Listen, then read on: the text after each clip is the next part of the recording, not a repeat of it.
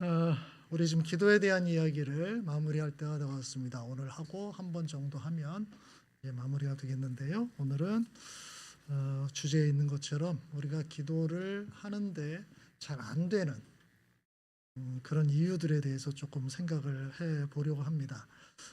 여러 가지 이유가 있을 거예요. 제가 오늘 말씀 나눈 거를 기초로 여러분들이 같이 뭐 가정 모임에서 이야기를 나누면 좋을 것 같은데, 제가 생각하는 몇 가지만 좀 추려서 이야기를 할 거고요. 그것 외에도 각 사람마다 기도를 정말 하고 싶어. 근데 이런저런 이유로 잘 안 되더라. 뭐 그런 것들이 분명히 있을 겁니다.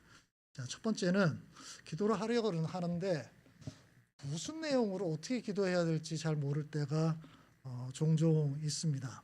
여러분은 그 개인 기도를 어느 정도 하나요? 일주일에 몇 번? 식사 기도하는 거 빼고 그냥 기도해야지라고 맘먹고 작정해서 하는 거. 또는 한 번 기도를 시작하면 몇 분 정도 해요?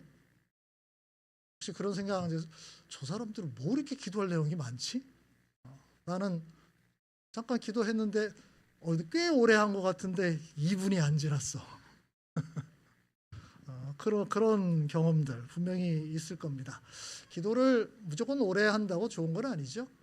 예수님께서 지적하시듯이 횡설수설하는 기도가 분명히 있을 수 있으니까. 그다음에 했던 거를 뭔가 시간을 늘리기 위해서 또 계속 반복하는 거. 물론 반복도 완전히 잘못된 건 아니에요. 반복하면서 똑같은 이야기지만 깊어지는 부분이 있을 수 있어요. 그래서 반복 자체가 나쁜 건 아닌데, 그 의미를 담지 않은 그냥 맹목적인 반복은 또 별로 썩 좋은 거는 아니죠.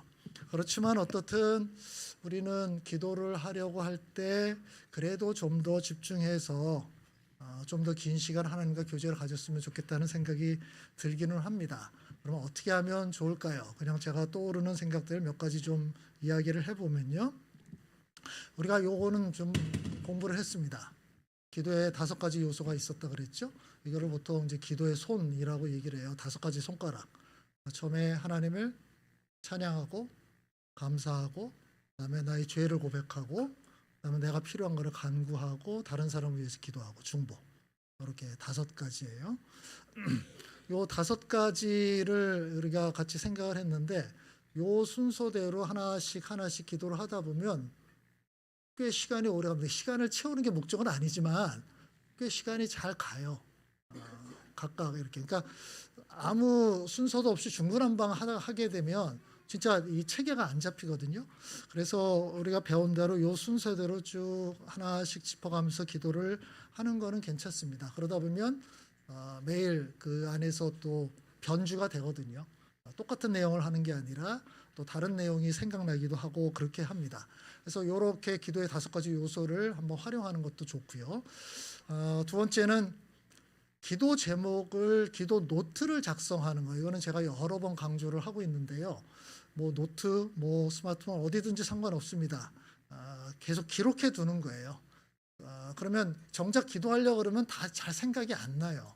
이거를 미리 또 일이 있을 때마다, 모임할 때마다, 그때그때마다 기록을 해두면 그걸 보면서 기도를 하는 게 굉장히 좋죠. 여기 약간의 함정이 있습니다. 보통 노트를 볼 때는 노트에 있는 대로 보면 되는데, 뒤에 가서 좀 얘기하겠지만 스마트폰에 기록을 해두면 그걸 보다가 어느새 내가 다른 거를 보고 있는 일이 벌어집니다. 요거는 알아서 좀 주의를 하시고요.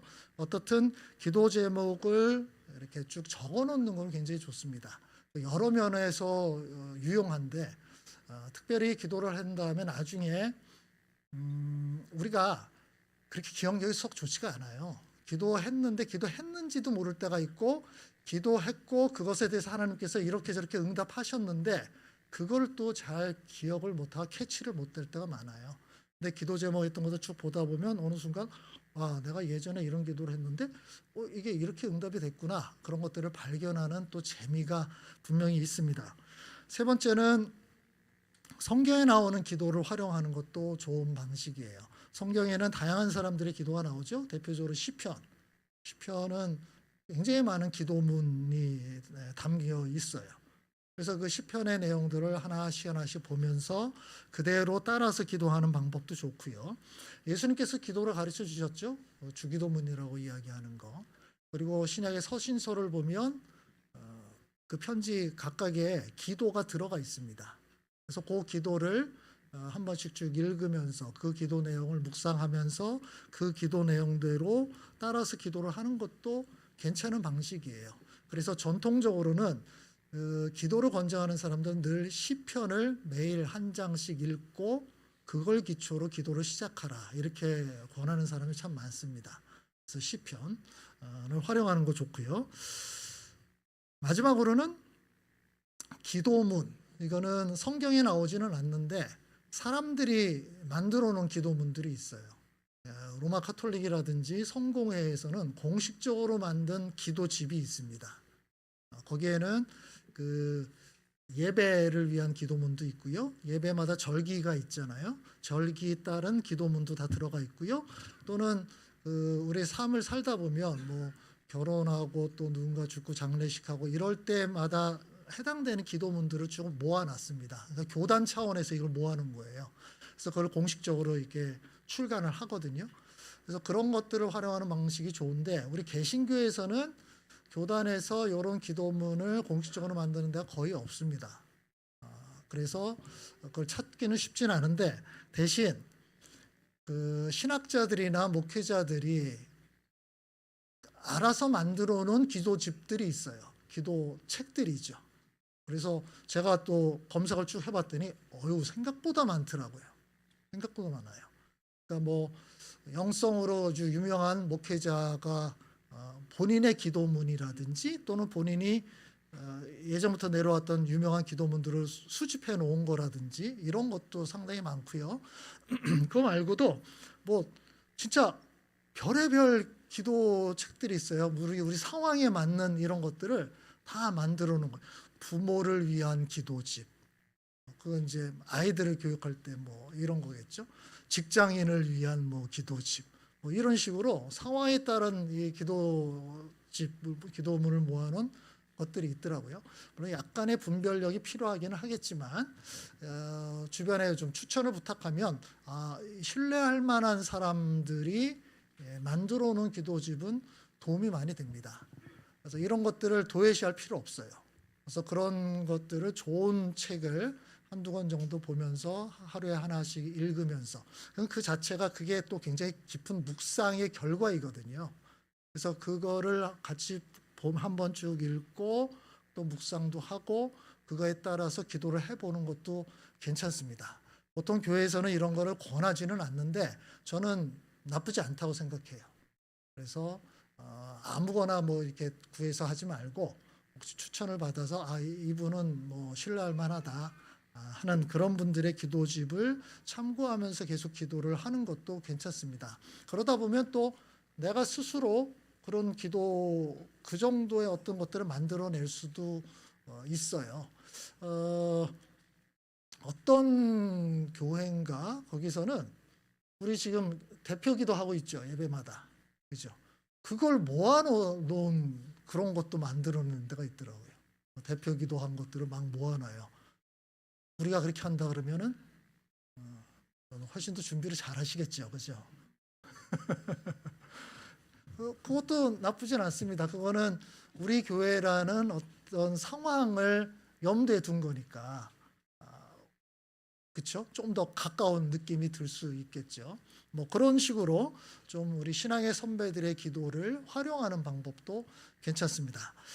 그래서 우리가 어떻게 무슨 내용으로 기도할지 잘 모를 때 이렇게 다른 사람의 기도문, 성경의 기도문을 참고하는 거는 괜찮은 거예요. 그러니까 혼자 내 속에서 아무것도 없는데 막 짜내려고 그러지 말고 그럴 때 도움을 받는 거 괜찮습니다. 자, 두 번째 기도가 잘 안 되는 이유는 내가 지금 상황이 너무 힘들어서 이게 기도하려고 그러면 이게 뭔가 빡 막히는 듯한 느낌이 들 때가 있어요. 그러니까 일상생활에서 어려운 일이 닥쳤을 때 이제 그 압박이 너무 강한 거잖아요. 그러면 온통 그 생각밖에 없는 거예요. 다른 내용으로 기도할 만한 이 상황이 안 되는 거예요. 마음의 여유가 안 생기죠. 그렇죠? 물론 그럴 때 그래도 아까 얘기했던 대로 기도의 손 5가지 기도 제목을 이렇게 그냥 약간 기계적이지만 그렇게 따라가는 것도 나쁘진 않습니다. 그렇게 하다 보면 또 회복되는 면이 있거든요. 근데 그것조차도 좀 힘든 상황이 또 있을 수 있어요. 너무 큰 아픔과 슬픔과 어려운 일이 닥쳤을 때는 참 힘듭니다. 또는 영적으로 침체됐을 때도 분명히 있어요. 그러니까 이럴 때는 어떻게 해야 될까? 진짜 기도는 해야 될 것 같고 하나님 앞에 좀 나가야 될 것 같은데 무엇을 어떻게 해야 될지 모를 때가 많이 있거든요. 제가 생각한 거 첫 번째는 제가 붙인 이름이에요. 한숨 기도. 이것도 기도다. 그런 생각이 들어요. 예전 우리 교회에서 기도 시간에 이렇게 하면 가장 많이 들리는 단어가 있습니다. 다 같이 기도합시다. 우리 기도회 때도 그렇고 뭘까요? 주여죠. 이게 한숨이에요. 그죠? 별 할 말이 없으니까 그냥 주여 주여 하는 거예요. 어떤 분은 기도 처음부터 끝까지 그냥 주여 주여만 하고 있는 것 같아.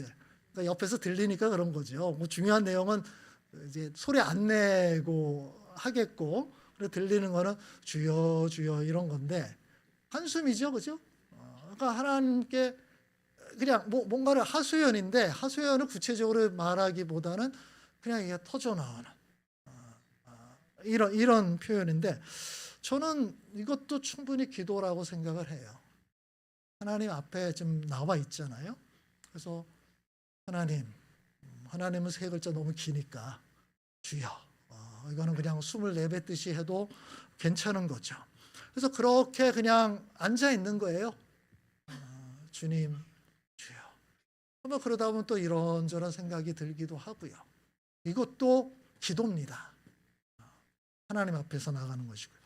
이거를 좀 더 정교하게 만든 곳이 있죠. 동방정교회가 예수기도라고 하는 것을 만들어 놓은 거예요. 요거는 마가복음 10장 내용을 기초로 해서 만든 건데 마가복음 10장 보면 예수님께서 길을 가시다가 앞을 못 보는 사람이 나타나죠. 바디메오라고 하는 사람. 이 사람이 나타나서 이제 예수님이 지나간다는 얘기를 들으니까 못 보니까 어디 있는지 모르잖아요. 그냥 소리를 지른 거예요. 도와달라고. 그럴 때 이 바디메오가 외쳤던 이야기가 다윗의 자손 예수님 나를 불쌍히 여겨주십시오. 이 얘기를 그냥 외치는 거예요. 지나간다는 얘기만 들었고 그럼 군중들이 웅성웅성 소리는 분명히 들었을 거잖아요. 근데 어떻게 잘 갈 수는 없잖아요. 그래서 그냥 소리쳐 외칩니다. 다윗의 자손 예수님 나를 불쌍히 여겨주십시오. 주변 사람들이 시끄럽다고 막 야단치잖아요. 에? 시끄럽다고요? 어떻게 이렇게 소란을 피우느냐. 그랬는데 더 소리를 높이는 거예요. 다윗의 자손 예수님 나를 불쌍히 여겨주십시오. 그 소리를 듣고 예수님이 찾아가시죠. 그래서 그의 눈을 고쳐주십니다. 요 내용을 보고서 우리의 기도가 이 한마디일 수도 있겠다. 예수님 나를 불쌍히 여겨주십시오. 내가 지금 너무 힘듭니다. 내 상황이 너무 어려워요. 내가 이거를 어떻게 표현할 상황도 좀 안 되고요. 하나님 다 아시지 않겠습니까? 그걸 그냥 외치는 거예요. 그래서 예수 기도라는 걸 이렇게 정해야 돼요. 주 예수 그리스도 하나님의 아들이시여 이 죄를 불쌍히 여기소서. 이것도 굉장히 길죠. 앞부분은 그냥 간단하게 해도 됩니다. 하나님 좀 저를 불쌍히 여겨주십시오. 우리 식으로 조금 개신교식으로 하다 하나님 좀 저를 돌아봐 주시고 은혜를 좀 베풀어 주십시오. 어떤 표현도 괜찮습니다.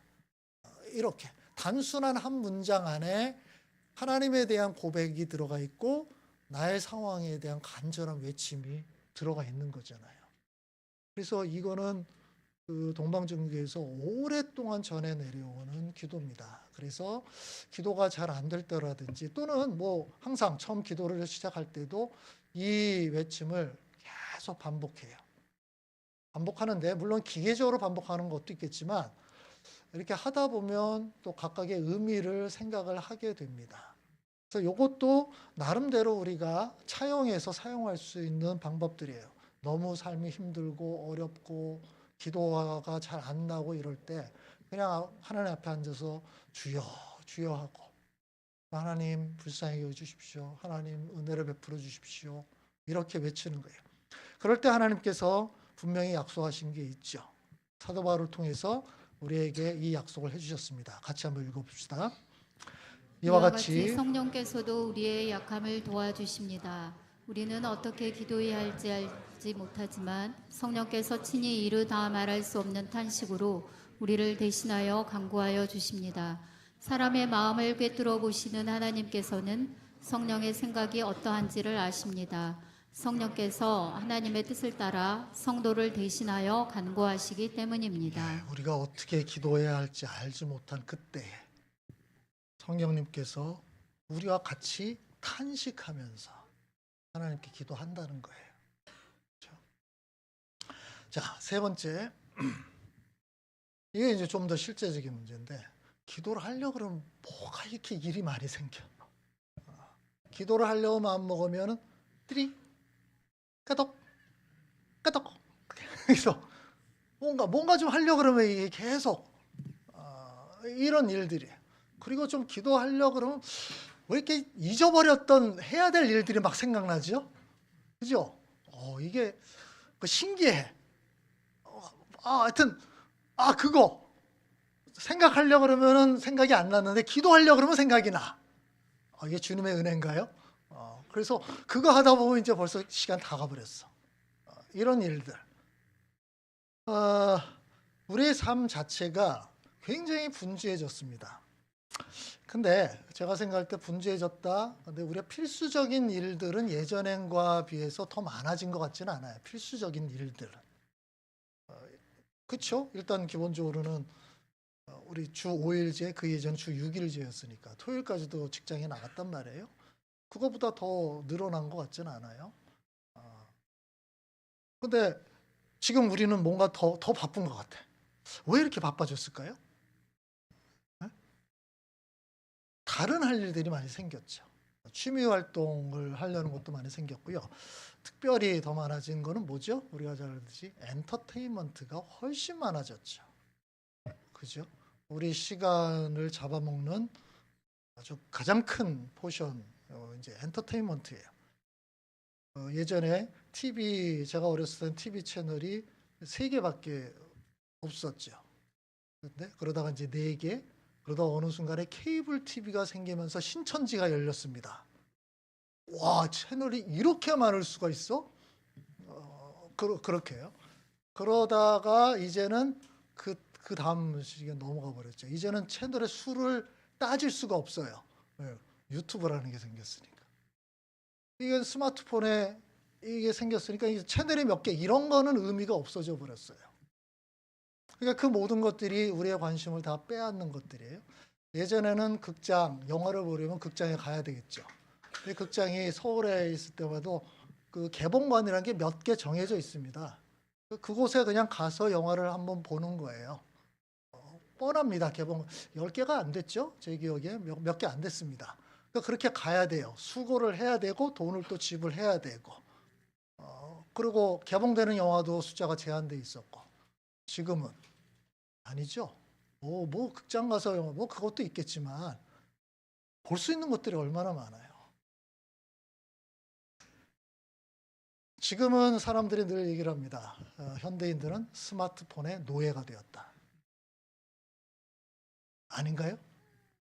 이거는 어떻게 알아요? 스마트폰 없이 여러분 한 며칠 살 수 있어요? 안 되죠. 삶의 마비가 되어버립니다. 그래서 가끔 외국에서는 이벤트 하죠. 스마트폰 없이 1년을 살면은 억을 주겠다. 1년을 살 수 있으면 1억을 주겠다.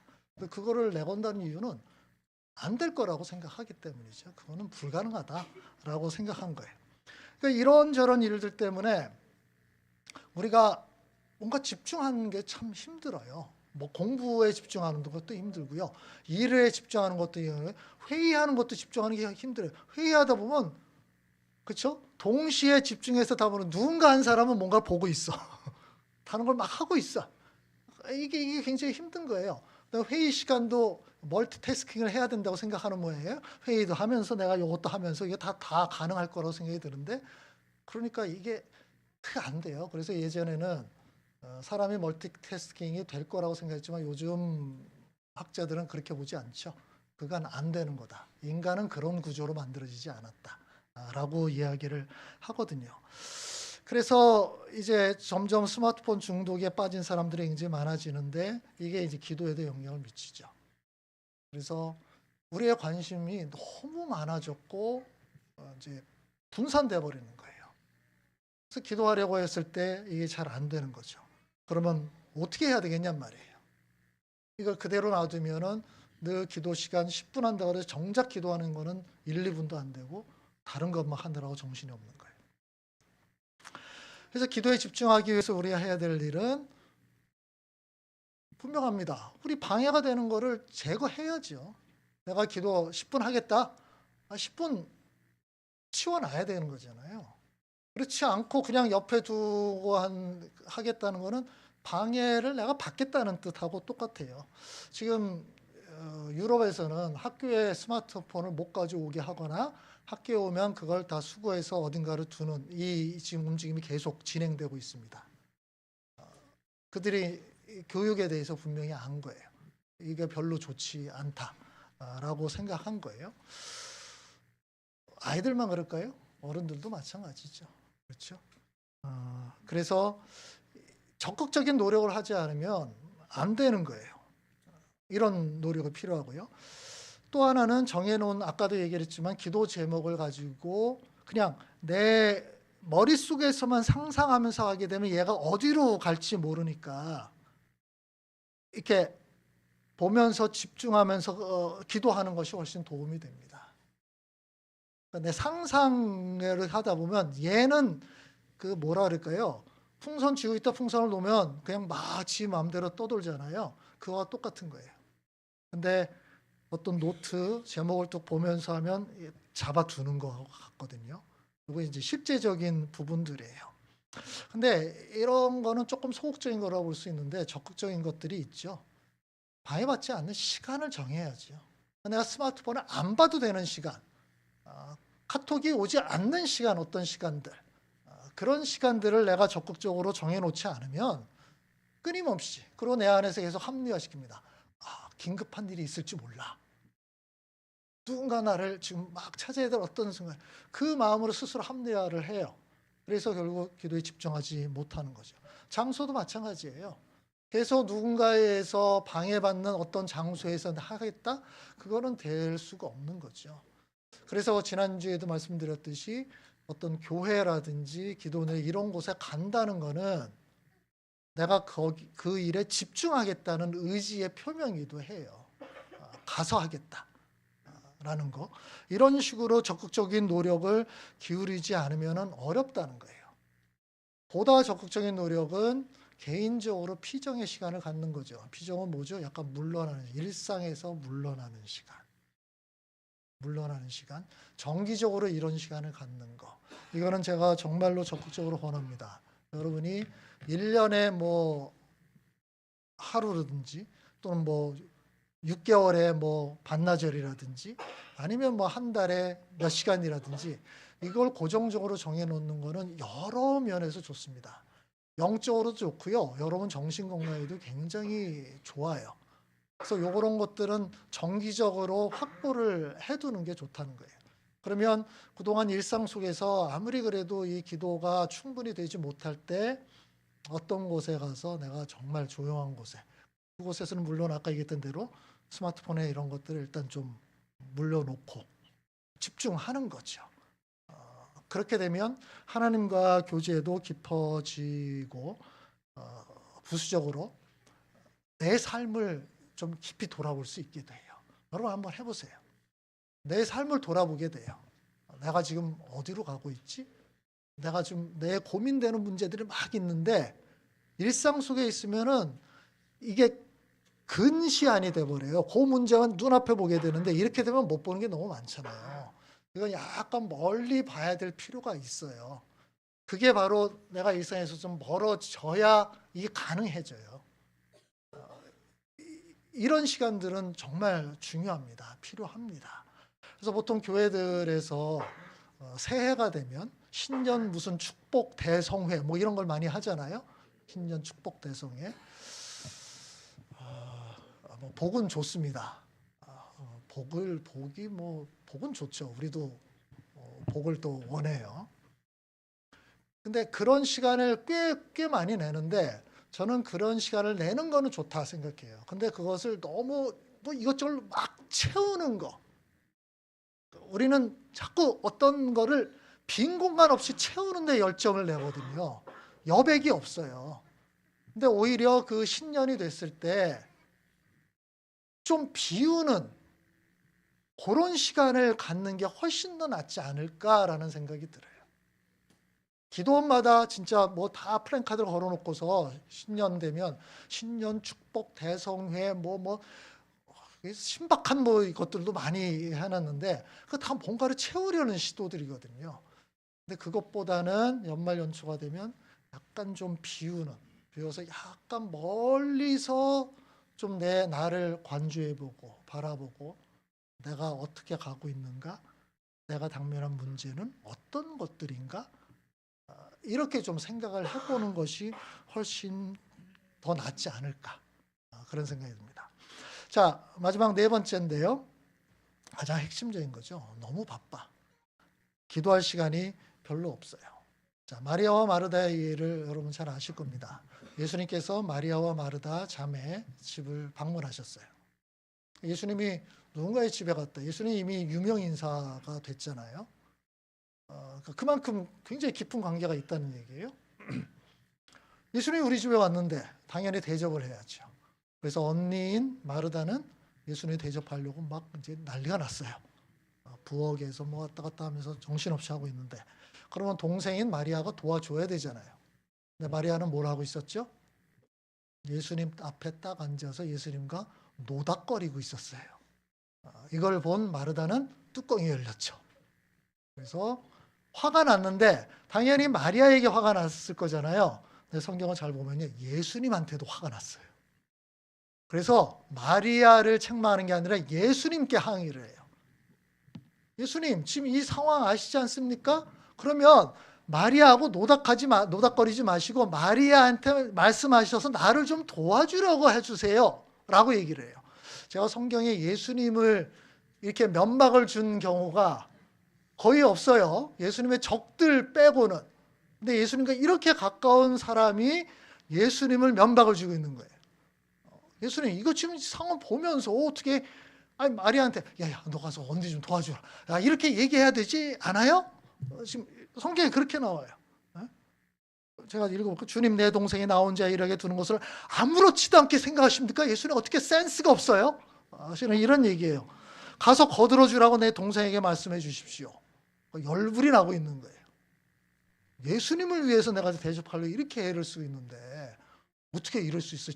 저 뺀질이 저 뺀질을 저렇게 놔두면 이게 말이 되겠습니까? 예수님께서 뭐라 그럽니까?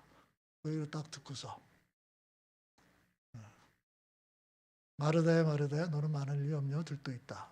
주님의 일은 많지 않고 하나뿐이다. 마리아는 좋은 몫을 택했다. 그러니 아무도 그것을 그에게 뺏지 못해. 이 얘기를 들은 마르다는 어땠을까요? 예수는 오늘은 그냥 굶으시죠. 그냥 이야기는 나눕시다. 오늘은 금식데이. 그런 마음 들지 않았을까요? 오히려 면박을 당한 거잖아요. 야, 너 쉽게 얘기한다. 너 그렇게 쓸데없는 일에 그렇게 분주하지 마라. 마리아는 더 좋은 거를 선택했어. 너는 그러면 안 좋은 걸 선택했다는 뜻이잖아요. 그렇죠? 예수님도 또 아무리 그래도 그렇지 여기서 이렇게 면박을 주면 또 어떻게 해. 좀 하는 척이라도 해야지. 그죠? 제가 가끔 예수님의 이런 반응들을 볼 때마다 예수님이 우리가 예수님이라 그래서 좀 봐주지만 어떤 목사가 이렇게 했다고 얘기를 했다고 합시다. 여러분 이 교회 가겠습니까? 이게 참 제가 성경 볼 때마다 이게 참 쉽지 않다 이런 것들을 종종 보게 되는데 요게 요 장면이 그것 중에 하나입니다. 근데 예수님은 제가 3년 동안 이 땅에 계시기 때문에 예수님은 그 일상 하나하나가, 말씀 하나하나, 행동 하나하나가 그야말로 앞으로 온 수천 년 동안 모든 사람들에게 주는 교훈의 덩어리라는 것을 아셨던 것 같아요. 교훈의 덩어리예요.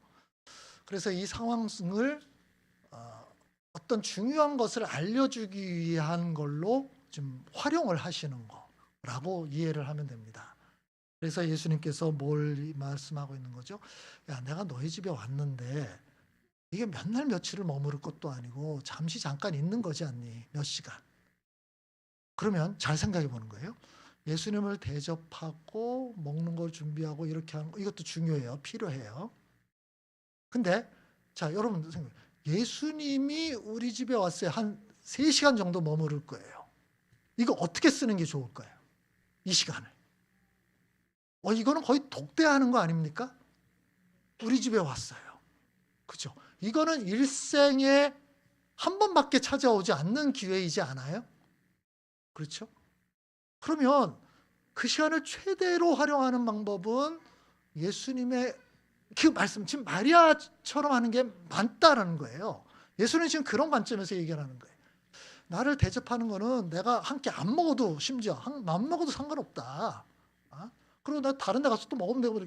지금 이 시간은 너희들한테는 평생 오지 않을 너무나 중요한 시간인데 그 시간을 지금 부엌에서 막 하느라고 이렇게 허비하면 안 되지 않냐.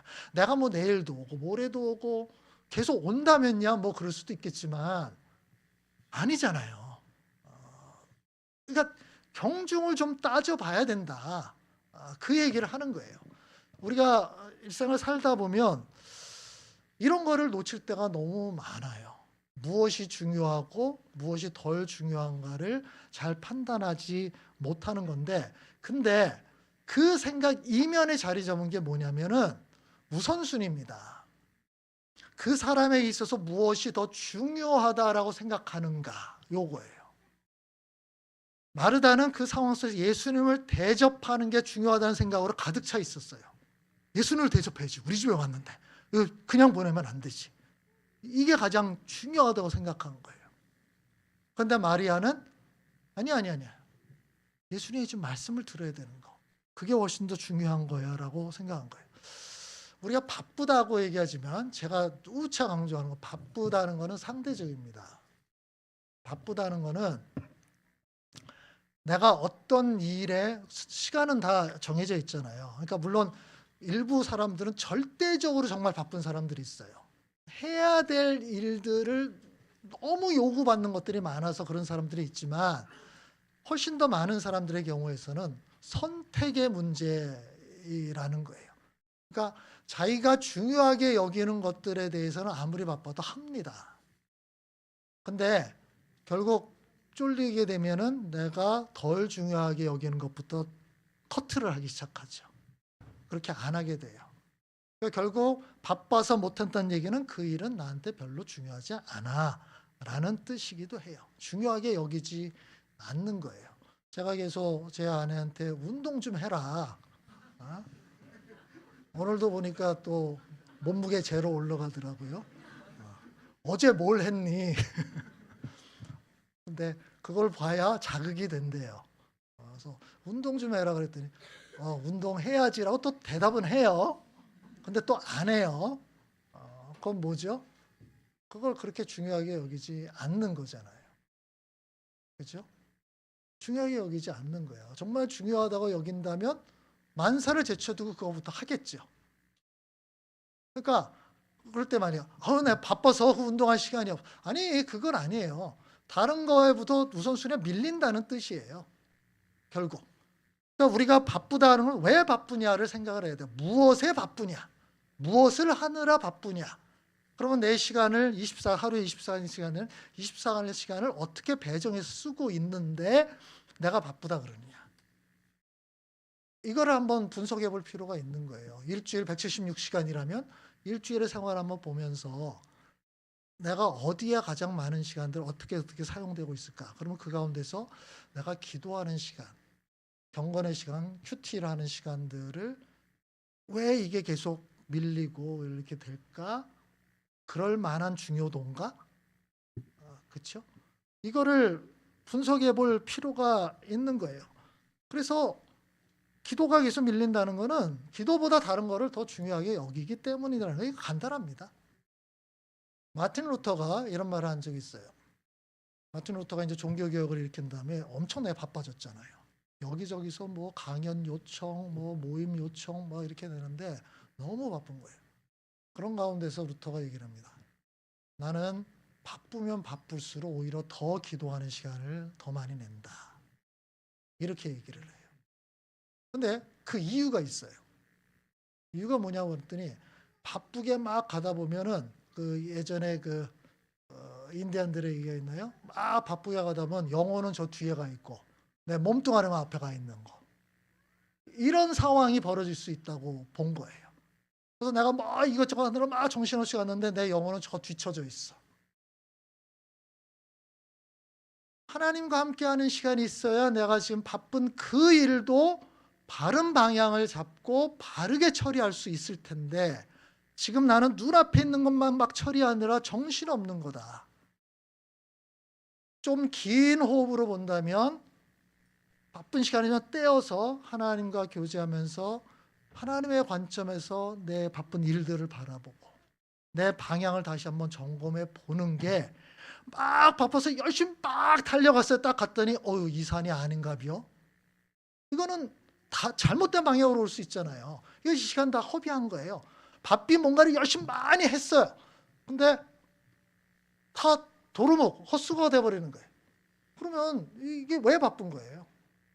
그 방향을 바로 잡는 데 있어서 하나님과의 교제가 너무나 중요하기 때문에 나는 내 해야 될 일들이 많고 바쁠수록 더 하나님과 교제하는 시간을 갖는다라고 얘기를 합니다. 이것이 이제 기도를 생각하는 관점이에요. 루터는 그걸 안 거죠. 기도 시간이 나의 인생을 제대로 볼 수 있는 시간이고 내 인생의 방향을 바르게 정립할 수 있는 시간이라는 것을 분명히 알았어요.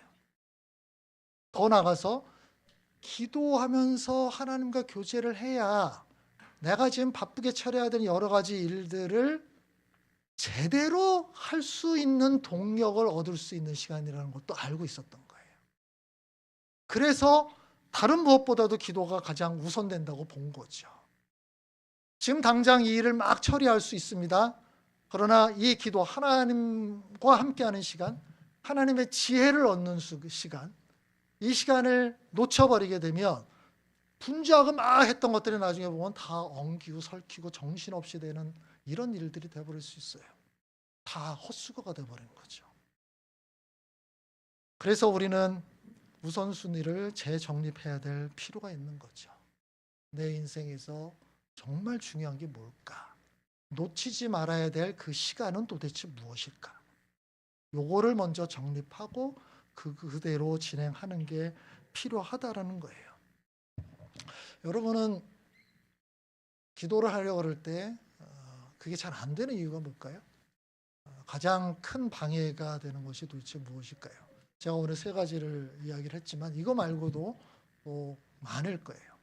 각 사람마다 다 다양한 방해거리들이 있을 겁니다. 그건 여러분들이 그거를 딱 인식하셔야 됩니다.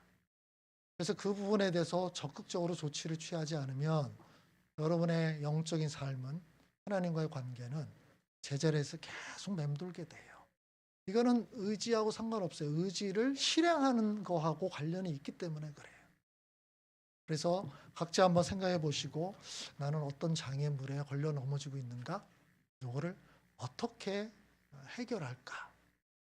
고민을 하면서 나가야 될 것 같아요. 그렇게 해야 기도 생활이 훨씬 더 진전될 수 있을 겁니다. 이 시간 함께 기도합시다.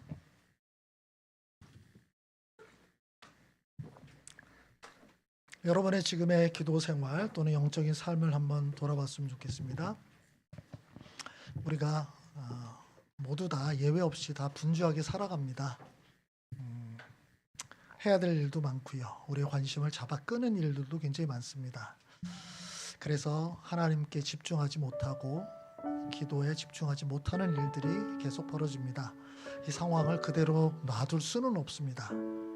하나님이 정말 이 세상의 창조자시고 내 인생의 주관자시고 내 인생을 평가하실 그런 분이시라면 그 하나님의 관점에서 내 인생을 바라보고 설계하고 또 내게 주어진 일들을 처리해야 될 겁니다.